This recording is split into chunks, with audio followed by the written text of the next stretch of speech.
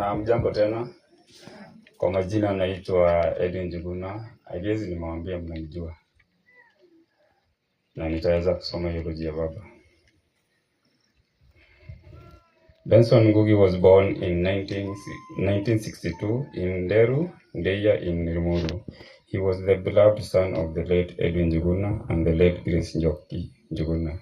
He grew up alongside his siblings, the late Joseph Gishuke, the late Peter Gitungo, Henry Kongo, Lois Ndishu Wanjiko, and Paul Jenga Njuguna, Mary Waithera, and the late Samuel Kamau. He was baptized in 1963 in the Anglican Church and later confirmed in 1980 by Bishop Manasa Kuria. He was a member of KMF and a full member of Anglican Church. As a young man, Benson was energetic, hardworking, and full of life, qualities that would continue to define him throughout his year. He was baptized in 1963 in the Anglican Church and later confirmed in 1980 by Bishop Manasa Kuria as a young man. Benson, that was hiyo imerudiwa. Education. Benson began his education in 1970 at Kirita Primary School, where he studied diligently and completed his Certificate of Primary Education CPE in 1980. Work life. After completing his primary education, Benson began his working life immediately.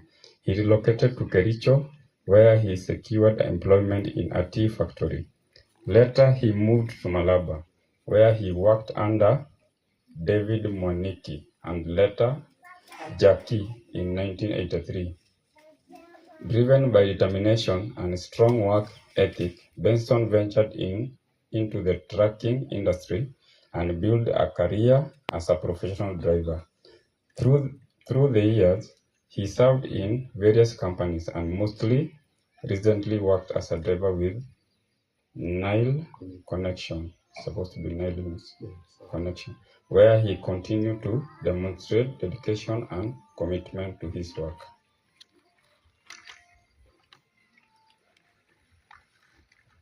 Marriage and family life. Benson was a devoted family man who deeply loved his children and valued family unity. In 1987, he met his first wife, the late Joyce Ngugi, and together they were blessed with 3 children. That is Edwin Njuguna, James Kamau, and Grace Njoki. In 1991, he met his second wife, Rose Nekesa Ngugi, and they later solemnized their union in a wedding ceremony on 20th December 2002. Their marriage was blessed with 3 children, Francis Ngugi, Joseph Gishuki, and Peter Gitungo. In 2011, Benson met his third wife, Mary Muthoni Ngugi, and together they were blessed with 4 children, Charity Nyambura Ngugi, Karen Njoki Ngugi, Edwin Njuguna Ngugi, and Paul Kihara Ngugi. He was also a father figure, grandfather, and uncle to many others who loved and respected him clearly. Health and person. Benson had no prior illness of concern. However, on 3rd February 2026, he suddenly fell ill and was rushed to Kijabe Hospital, where doctor diagnosed a heart condition. Despite the dedication effort of the medical team, Benson Ngugi peacefully passed on at 7:20 p.m. on 7th Feb 2026. He leaves behind a strong family foundation, cherished memory, and a legacy of hard work, resilience, and love. What can we say? We loved him, but God loved him more. To God be the glory.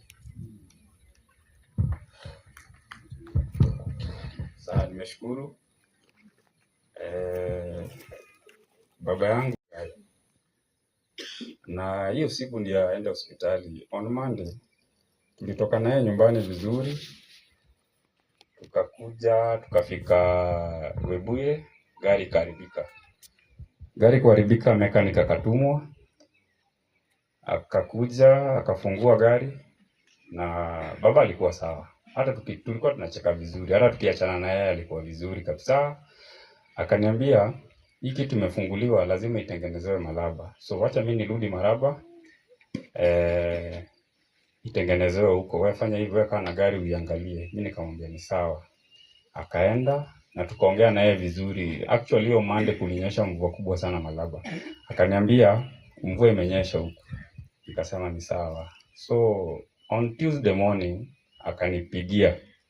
Akaniambia mechanic anakuja na hiyo mashini ifungwe, then utoke polepole, tutapatana mbele. Nikamwambia ni sawa. Akaniambia hasikii vizuri. Nikamwambia iko serious? Akaniambia hapana, ni kitu kidogo tu, naenda hospitali nitibiwe. Around saa 6 wakanipigia simu wakiwa na baba Jenga na mama. Wakasema tunaenda Kijabe, fanya hivi, chukua kofia. Aliniambia nimpe kofia. Kuna Marvin alikuwa anaipenda sana kuvaa. Kukiwa na hapo anavaa sweater. Alikuwa anapenda kuvaa Marvin. Akaniambia nitolee Marvin yangu nipatie juu nasikia baridi. Hapo tu Webuye before upite Webuye. Akasimama. Nikampatia kofia na tukaenda tukiongea naye, akiniuliza kama gari imetengenezwa, na mwambia gari iko sawa, inatengenezwa. Hiyo Wednesday ikapita tukiongea. Then Thursday asubuhi tukaongea naye, akaniambia kuna driver anatumwa achukue hiyo gari. Mimi kama nimeadmitiwa na nitatoka Friday.